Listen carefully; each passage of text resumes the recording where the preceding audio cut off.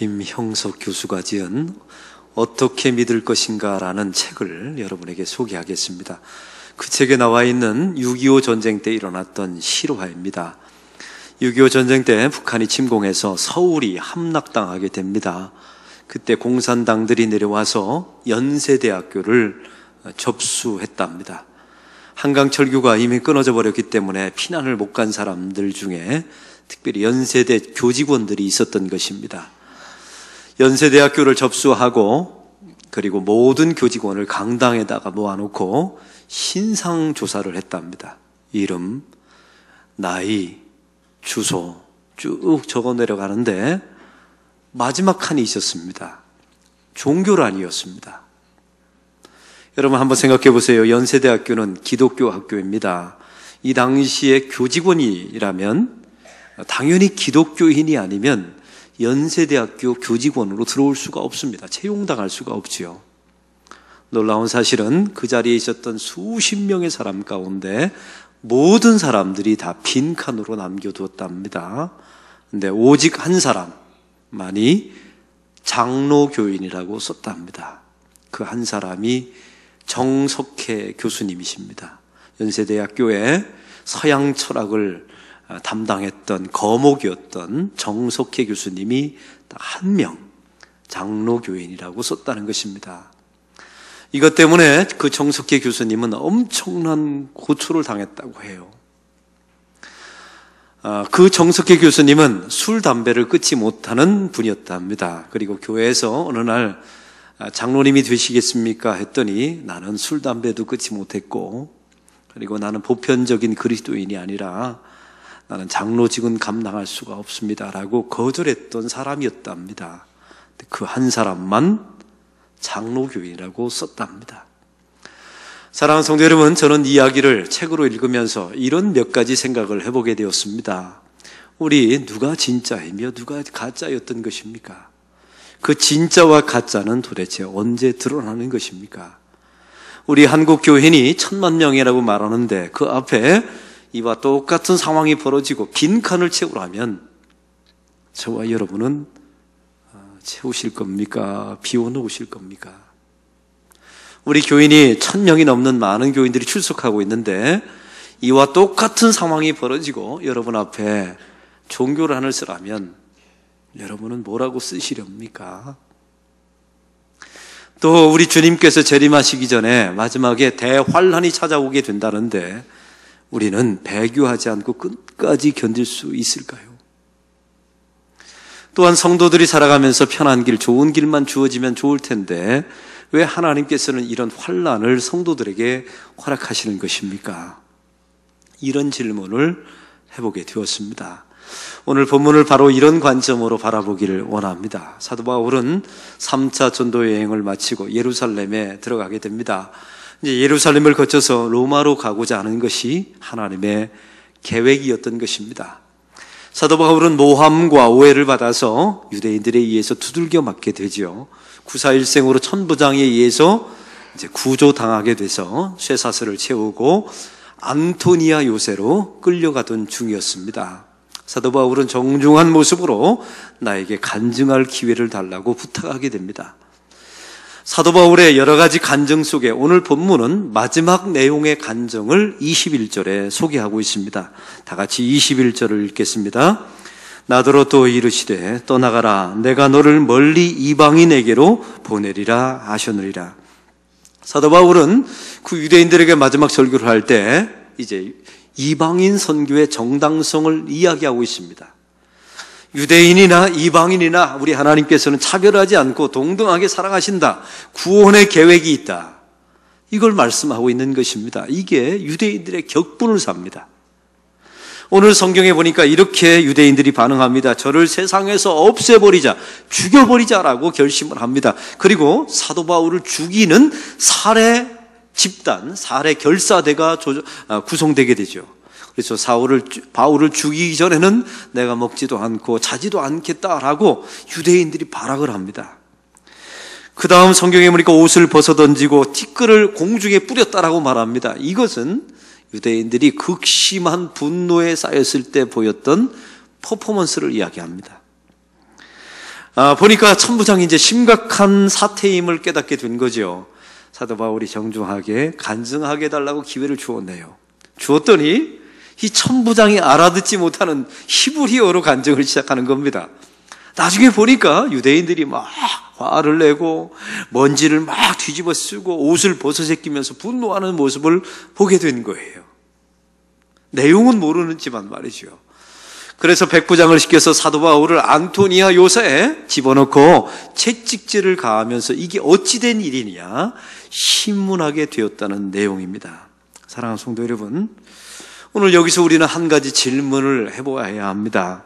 예루살렘에 가라고 하신 것은 주님이셨습니다. 예루살렘을 거쳐서 로마로 가야 될 것이다. 이건 사도 바울의 계획이 아닙니다. 하나님께서 이 바울에게 주셨던 하나님의 계획이었습니다. 그런데 하나님께서는 왜 이 사도 바울의 길에 환난을 더하셨을까요? 이 당시에는 2000년 전입니다. 자기 혼자 밥 먹고 살기도 힘든 세대예요. 더군다나 유대인들에게 복음을 전하는 것은 목숨을 걸어야 합니다. 그런데 하나님께서 이 선한 길, 하나님께서 인도하신 길, 하나님께서 지명하신 그 길을 걸어가는 이 바울의 인생에 왜 환난을 더하셨을까요? 그냥 편한 길, 좋은 길로 가면 얼마나 좋습니까? 하나님의 길인데. 고린도후서 11장 21절에 보니까 이렇게 말씀하십니다. 나는 40에 하나 감암매를 5번이나 맞았고 태장을 3번이나 맞았고 돌에 1번 맞았고 복음을 전하러 배를 타다가 3번이나 파산당했고 들의 위험, 사막의 위험, 유대인의 위험, 이방인의 위험을 당했다라고 사도 바울은 수없이 고백하고 있습니다. 사랑하는 성도 여러분, 좀 억울하지 않습니까? 하나님이 가라 해서 가는 길입니다. 다른 사람들은 자기 혼자 밥 벌어먹기 살기에도 힘들게 살아가는 세상이에요. 근데 나는 거기다 하나 더해서 복음을 증거하는 사람으로 살아갑니다. 근데 거기다가 주님께서 환난을 더하셨어요. 세상과 사단은 하나님의 통치 아래에 있죠. 성도가 환난 당하는 것 하나님이 허락하지 않으면 절대 못 당합니다. 사단이 시험하고 싶다고 해서 성도를 시험하는 게 아니에요. 사단이 하나님이 허락하셔야만 되는 겁니다. 왜냐하면 세상의 모든 통치권은 하나님께 있으니까요. 근데 하나님께서 왜 이런 환난을 바울에게 허락하셨겠습니까? 이 질문을 합니다.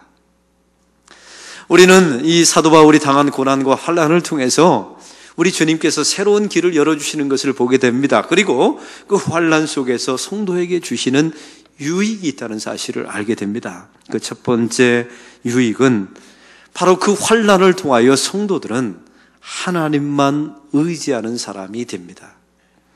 고린도후서 1장 8절 9절을 제가 읽겠습니다. 들어보십시오. 형제들아, 우리가 아시아에서 당한 환난을 너희가 모르기를 원하지 아니하노니 힘에 겹도록 심한 고난을 당하여 산소망까지 끊어지고 우리는 우리 자신이 사형 선고를 받은 줄 알았으니. 얼마나 고통이 극심했냐면 자기 자신이 사형 선고 받은 줄 알았답니다. 세상에 대한 모든 소망이 다 끊어졌다는 거예요. 그 다음 절입니다.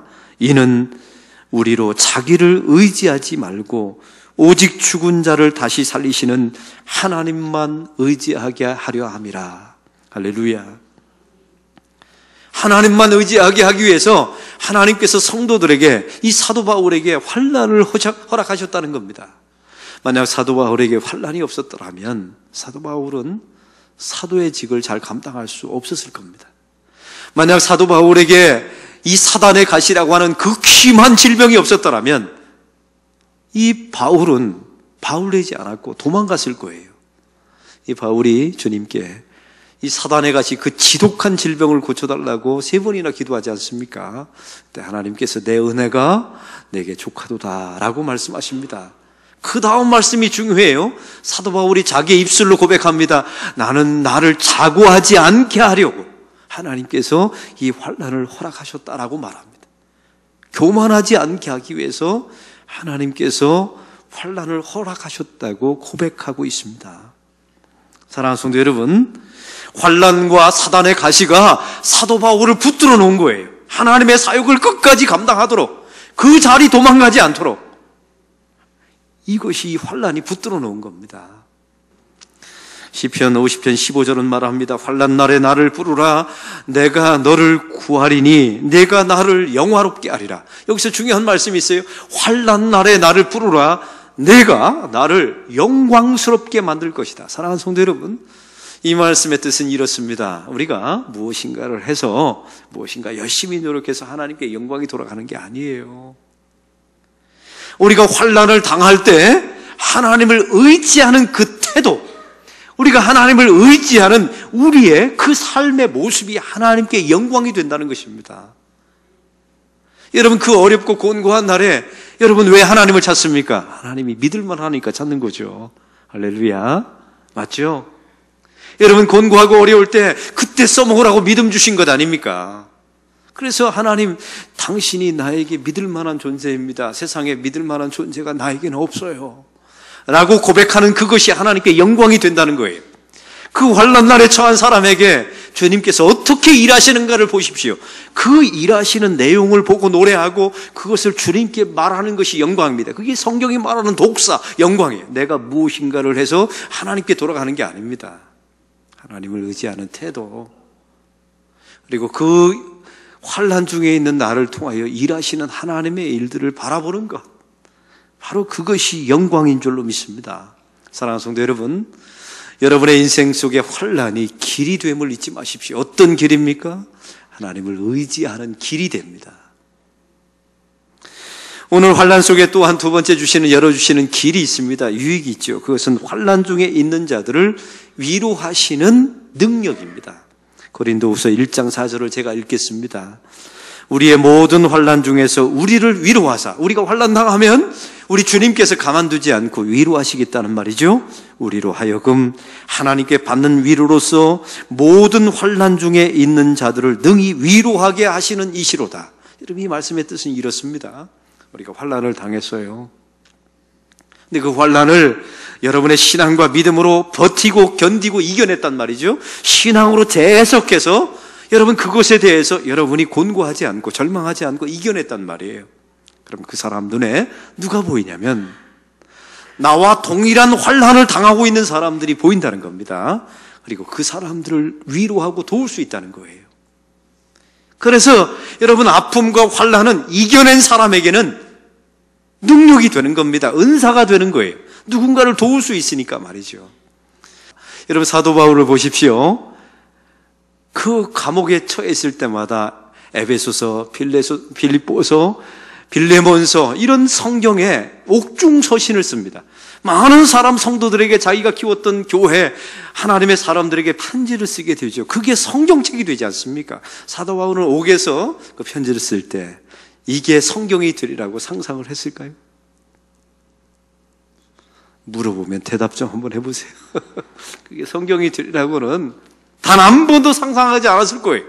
자기가 그 환난 속에서 그걸 믿음으로 승화시키고 이걸 잘 이겨냈어요. 그리고 그것을 편지를 썼어요. 그 편지가 2000년 동안, 여러분, 그래서 삶이 힘들고 어려우면 그 옥중서신, 사도 바울이 쓴 에베소서, 빌립보서, 빌레몬서 이런 옥중서신 한번 읽어보세요. 그러면 사도 바울, 2000년 전 사도 바울이 우리에게 이럴 겁니다. 야, 나도 그랬다. 나도 참 힘들고 어려웠는데 믿음으로 잘 이겨냈다. 이 말씀이 들릴 것입니다. 이게 또 하나의 길입니다. 또한 오늘 성경에 보니까 환난 속에 하나님께서 주시는 길이 있습니다. 그것은 바로 이 사도 바울, 아까도 말씀드렸죠. 혼자 먹고 살기도 힘든 세상에 2000년 전 예수를 믿는 것, 전하는 것 쉬운 일이 아닙니다. 거기다가 우리 주님께서 환난을 더하십니다. 왜 환난을 더하셨을까요? 바로 진짜와 가짜를 구분하기 위함입니다. 연세대학교 안에서 모두 다 예수 믿고 교직원, 누가 누군지 몰라요. 누가 진짜 예수 믿는 사람. 여러분, 술, 담배 먹는 걸로 그 사람들을 판단하면 안 됩니다. 그 환난의 때가 다가오면 여러분 앞에 빈칸이 주어져요. 종교란. 여러분, 세상에서 믿지 않는 사람들과 사업하고 교제할 때 여러분 앞에 매일 빈칸 주어지지 않습니까? 거기다 뭐라고 쓸 거냐고. 하나님께서 날마다 묻지 않습니까? 대다수의 교인들이 빈칸으로 남겨두지 않고 거기다가 나는 장로교인, 나는 목사, 장로, 권사라고 써야 되는 것 아닙니까? 그래서 환난의 때가 찾아오면 진짜가 누구인지 가짜가 누구인지 구분됩니다. 환난의 때가 찾아오면 버릴 것은 다 버리고 또 잃어버릴 것은 다 잊어버리고 그 다음에 순수한 것만 남아요. 사랑하는 성도 여러분, 이 예루살렘까지 1차, 2차, 3차 이 사도 바울의 여정을 보면 너무나 힘들고 곤고한 날이었어요. 산소망까지 끊어졌고 나는 사형 선고를 받았다라고 말할 정도까지이지 않습니까? 그러면 왜 주님께서 이 예루살렘까지 끌고 오시는데 그 환난을 더하셨냐면 이제 사도 바울은 예루살렘을 지나서 로마로 들어갑니다. 이 사도 바울이 들고 가야 되는 게 있어요. 그게 복음입니다. 그런데 사도 바울을 통해서 하나님께서 로마 땅에 들어가고 싶었던 복음은 순수한 복음만 들고 가고 싶었던 거예요. 그래서 환난을 통해서 없애버릴 것은 다 없애버리고 뺄 건 다 빼고 순수한 복음만 가지고 로마로 들어가라고 주님께서 말씀하고 싶었던 것입니다. 우리 교인들 가운데 보면 임종을 맞이하는 교인들이 있어요. 또 극심한 환난을 당한 교인들이 있습니다. 참 놀라운 특징들이 있어요. 없앨 것이 무엇인지 다 압니다. 나에게 필요 없는 것이 무엇인지 정확하게 알아요. 여러분 임종 환자들한테 가서 당신 대학 어디까지 나왔습니까? 자식은 몇 명입니까? 돈은 얼마나 벌었습니까? 이런 거 안 묻습니다. 오직 딱 한 가지 묻죠. 예수님을 나의 구주, 나의 하나님으로 영접하셨습니까? 이것만 순수한 복음이에요. 이 환난을 통하여 주님께서 사도 바울에게 들고 가고 싶었던 것은 바로 그 순수한 복음. 환난을 통하여 없앨 것은 없애고 버릴 것은 버리고 가짜인 것은 다 빼고 순수한 복음만 들고 가라고 이 환난을 허락하신 겁니다. 할렐루야. 성도의 일생을 보십시오. 아담의 범죄 후에 우리는 이 죄악된 세상, 이 타락한 세상 속에서 우리가 살아갑니다. 이걸 불의가 가득하다라고, 악이 가득하다라고 말하죠. 이런 것이 바로 세상의 본질이에요. 여러분, 우리가 예수 믿는 사람들이 세상 속에 들어가서 의롭게 정의롭게 발악을 하며 살아가도요, 사실은 세상 전체는 안 바뀝니다. 여러분의 그 가정과 여러분의 속한 그 직장 안에는 변화가 있을지 몰라요. 그런데 2000년 동안 이 세상의 전체 흐름은 사실은 악을 향하여 치닫고 있는 겁니다. 이런 세상 속에서 여러분 직장 생활할 때 혹시 여러분 이런 마음 느껴본 적이 없어요? 점점 예수 믿는 사람으로 사는 게, 세상 속에 사는 것이 불편하다, 이런 게 느껴졌다면 여러분 예수 잘 믿고 있는 겁니다. 근데 여러분이 세상 속에 살아가면서 점점 편해지고 아무런 마찰도 없고 아무런 양심의 소리도 없고 그렇다면 여러분은 이미 배교한 겁니다. 이걸 잊지 마십시오. 여러분 한번 생각해 보세요. 나이가 점점 들어가면서 육체가 쇠약해 갑니다. 세상에 대한 소망이 하나하나 다 끊어져요. 그 마지막 순간에 우리 권사님들 뭐라고 기도하는 줄 아세요? 주님, 저를 구원해 주십시오. 세상에 대한 소망이 다 사라져버리고 있습니다. 주님, 오늘 저를 구원해 주십시오 라는 절박한 기도가 나와요. 여러분, 이건 아무에게나 나오는 게 아닙니다. 여러분, 그럴 날이 우리에게도 와요. 또 세상 속에, 이 악한 세상 속에서 하나님의 말씀대로 살아보려고, 적용해보려고 노력해 보신 적이 있나요? 이게 점점 장애물과 어려움을 맡겨요. 그래서 그 속에서, 그 직장과 세상 속에서 탄식을 하는 겁니다. 주님, 저를 구원해 주십시오. 우리 예수님 좀 빨리 오십시오. 이걸 기도하게 되는 겁니다. 일어나고 하나님께서 환난을 성도들에게 허락하신 것입니다. 이 환난이 성도들에게 길을 내어줍니다. 욥기를 여러분 아시지 않습니까? 욥이 사실은 애매한 고난을 당합니다. 어느 날 사단이 찾아와서 하나님께 시비를 걸죠. 시비 걸 정도 아니에요. 그런 존재도 아니지만, 하나님, 저 욥은요, 하나님이 주신 돈 때문에 하나님 믿는 겁니다. 하나님이 자식을 많이 주시고 건강 주셨기 때문에 하나님 믿는 겁니다 라고 말하죠. 이때 하나님께서 말합니다. 그거 한번 치워볼까? 진짜 욥이 누구를 믿고 사는지 치워보라고 허락하십니다. 그 대신 하나님이 한 가지 조건을 달죠. 생명만큼은 건드리면 안 된다라고. 돈 치우고 자식 치우고 건강 다 치웠습니다. 여러분, 그럴 때 욥이 배반하지 않습니다. 그때 욥기의 전체 정신이 있어요. 첫째는 힘들면 힘들다고 소리치라는 겁니다. 이게 욥기의 신앙이에요. 두 번째, 아무리 환난 속에 있더라도 하나님에 대한 신뢰의 끈을 끝까지 놓치면 안 된다는 거예요. 어떤 신뢰의 끈입니까? 하나님은 언제나 오르십니다. 이 신정론의 끈을 놓치면 안 돼요. 그러면 이 모든 사람들은 마지막 이렇게 고백하게 될 것입니다. 그 환난이 결국 나에게 길이 될 것입니다. 이 고백을 결국 하게 된다는 겁니다. 오카는 목사님의 예언이라고 하는 유튜브가 지금 한국 교회 안에 떠들고 있습니다. 오카는 목사님이 살아계셨을 때 설교했던 내용인데 사람들이 제목을 그렇게 붙인 거예요.